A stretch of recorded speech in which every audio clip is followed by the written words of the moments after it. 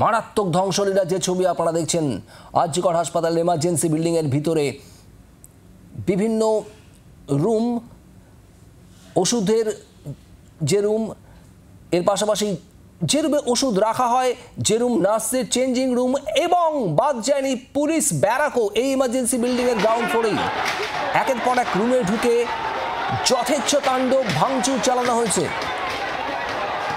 যে ছবি তুলে ধরছে সৌমেন।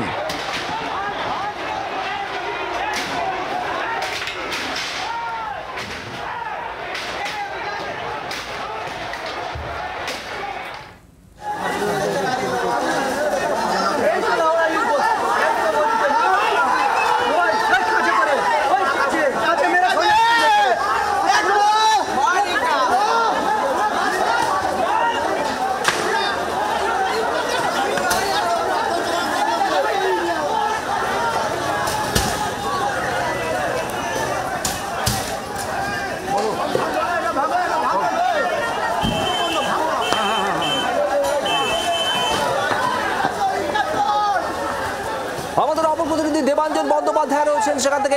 দেবাঞ্জন, এখনো উত্তেজনা রয়েছে, ঠিক কি চলছে এই মুহূর্তে সেখানে আরজিকরের সামনে?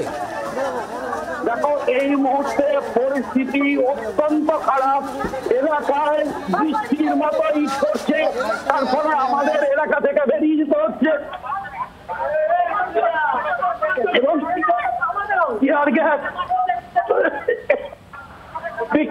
ভয়ঙ্কর পরিস্থিতি।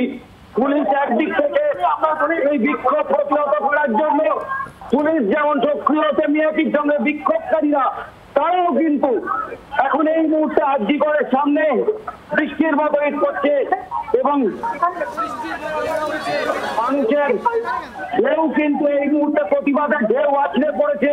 তুমি দেখো, এই মুহূর্তে আমাদের ক্যামেরা পার্সনকে দেখাতে বলবো, এবং প্রচুর মানুষ মধ্যরাতে যত প্রতিবাদ যেন এই মুহূর্তে আসছে পড়েছে। পুলিশ কিন্তু এই মুহূর্তে বলা যেতে পারে নাস্তানাবুদ অবস্থায় রয়েছে।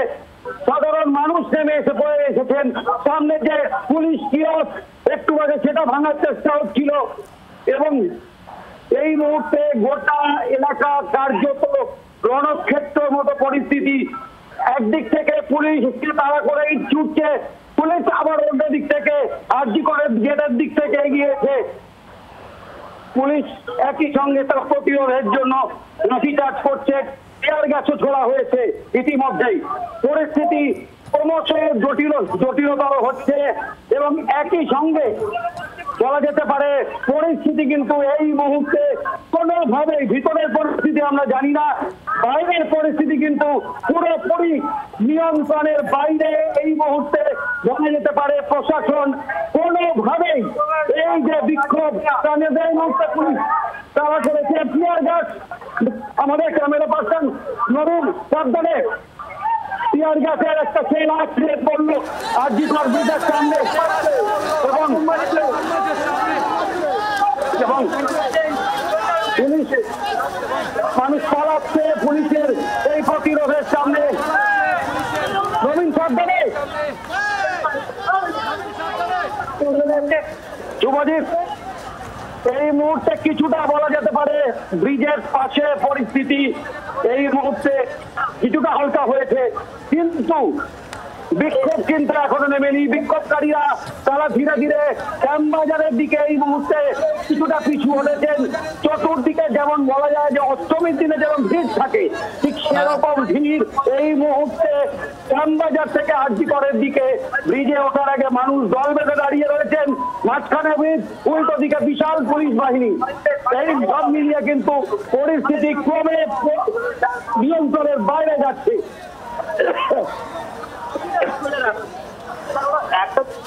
দেবাঞ্জন, পুলিশকে এখনো টিয়ার গ্যাসের শেল চার্জ করছে? পুলিশ একটু আগে টিয়ার গ্যাসের শেল চার্জ করে জনতাকে কিছুটা পিছু হটিয়েছে এবং অনেকটা সেই দৃশ্য দেখা যাচ্ছে। একজন বিক্ষোভকারীকে দেখা যাচ্ছে পুলিশের সামনে, তিনি নিজে এগিয়ে যাচ্ছেন, তিনি একা, এবং উল্টো দিকে কিন্তু পুলিশের বিশাল বাহিনী কর্ডন করে রয়েছে। আমি সেই ছবি দেখাতে বলবো।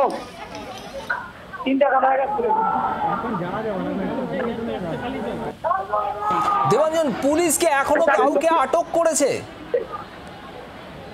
পুলিশ এর আগে আক্রান্ত হয়েছে এবং তারপরে কিন্তু বিক্ষোভকারীরা আরজি করে গেট অব্দি চলে গিয়েছিলেন। সেখান থেকে এই মুহূর্তে বিশাল পুলিশ বাহিনী আরজি করের দিক থেকে আমরা দেখতে পাচ্ছি ধীরে ধীরে ব্রিজ পার হয়ে তারা এগিয়ে আসছেন শ্যামবাজারের দিকে এবং শ্যামবাজারের দিকে কিন্তু জনতার ভিড় এবং তারা কিন্তু বলা যেতে পারে পুলিশ আর জনতা মাঝখানে হচ্ছে সেই সেতু। আর তার এই মুহূর্তে পরিস্থিতি কিন্তু বলতে পারো শুভজিৎ, পুলিশ ধীরে ধীরে নিয়ন্ত্রণ নিতে চাইলেও পরিস্থিতি কিন্তু তাদের নিয়ন্ত্রণে আছে। আমাদের ক্যামেরা পার্সন নবীন দেখাচ্ছে যে একদিকে পুলিশ ওই ব্রিজের ওপারে তারা জড়ো হয়ে রয়েছেন, পুলিশ প্রস্তুতি নিচ্ছেন এবং একই দিকে উল্টো দিকে কিন্তু লাঠি এবং অন্যান্য যে ইট এইসব নিয়ে বিক্ষোভকারীরাও কিন্তু তারাও দেখতে পাচ্ছ এইটা হচ্ছে শ্যামবাজারের দিকে ব্রিজের ওপারে শ্যামবাজারের দিকে প্রতিবাদকারী যারা রয়েছেন তাদের ভিড় এবং নবীন একটু আগে দেখিয়েছে ঠিক উল্টো দিকেই রয়েছে পুলিশের বাহিনী মাঝখানে ব্রিজ। শুভদীপ, সঙ্গে থাকো দেবাঞ্জন। যে ছবি আপনারা দেখছেন একেবারে উত্তপ্ত পরিস্থিতি গোটা আরজি কর হাসপাতাল এবং সংলগ্ন এলাকায়। পরিস্থিতির কন্ট্রোল নেওয়ার চেষ্টা করছে পুলিশ, যদিও এখনো পর্যন্ত নিয়ন্ত্রণে আনতে পারছে না গোটা পরিস্থিতি। ইট পাটকেল ছোড়া হচ্ছে পুলিশকে লক্ষ্য করে।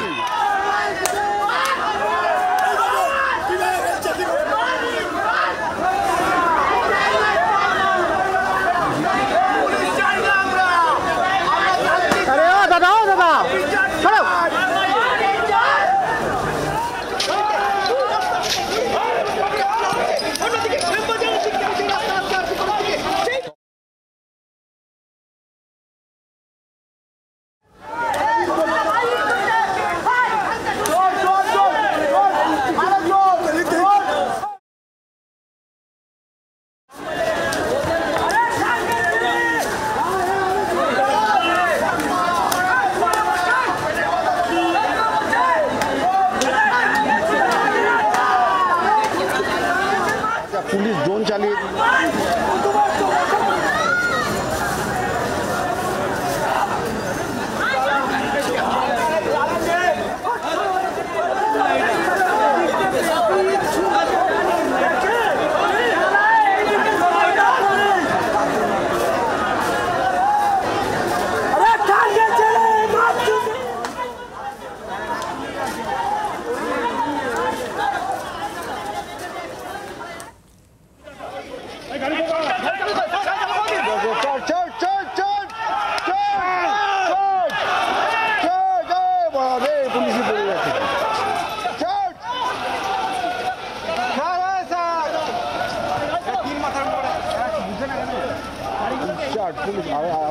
এইদিকে করে দিন, ওই গাড়িটা থাকতে পারে কিন্তু খুব সাবধান।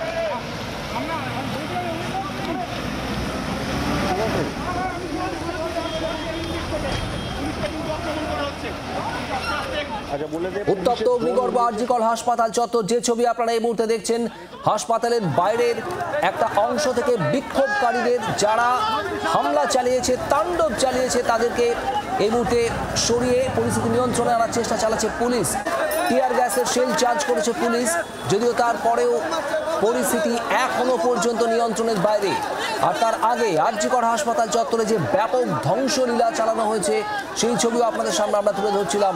এমার্জেন্সি বিল্ডিং এর ভিতরে কার্যত তছনছ করে দেওয়া হয়েছে একটার পর একটা ঘর, এবং আরজি কর হাসপাতালের ভিতরে এই তাণ্ডব লীলা কিভাবে চললো, কারা চালালো, এই ঘটনার পিছনে কারা রয়েছে তা নিয়ে উঠছে প্রশ্ন। এবং সেইখানে প্রবেশ করব এবং কিছুক্ষণ আগে যে ঘটে যাওয়া যে বিক্ষোভকারীরা যে এখানে ঢোকেন এবং এই যে কলারসেবল গেট, প্রথমে তারা কিন্তু এই কলারসেবল গেট ভাঙে, যার ছবি কিন্তু দেখলে তুমি বুঝতে পারবে ভয়াবহ ছবি।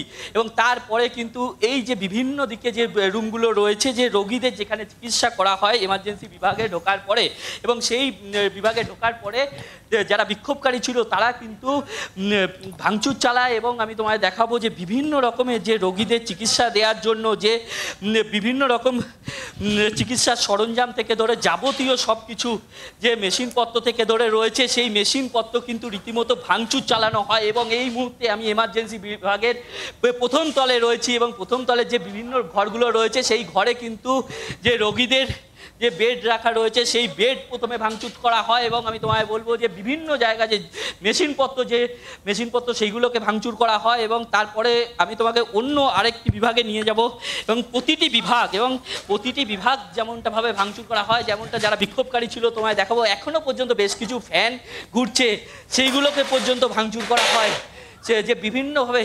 এবং নার্সিং স্টেশন এবং সেইখানে যেখানে কিনা যারা প্রথমে এমার্জেন্সি বিভাগে আসে তাদের চিকিৎসার জন্য যে ওষুধের ব্যবস্থা রাখা হয় এবং বিভিন্ন রকম যে মনুষ্য রোগীদের জন্য যে ওষুধ ব্যবহার করা হয় প্রাথমিক চিকিৎসার জন্য থেকে ধরে সেই সব ওষুধ যেখানে মোতায়েন করা ছিল সেই সব জায়গা পর্যন্ত ফ্রিজ কিন্তু ভেঙে ফেলা হয়েছে এবং প্রচুর পরিমাণে ওষুধ তারা কিন্তু যারা বিক্ষোভকারী রয়েছে তারা কিন্তু এই রুমে ঢোকে এবং ক্ষতি করে।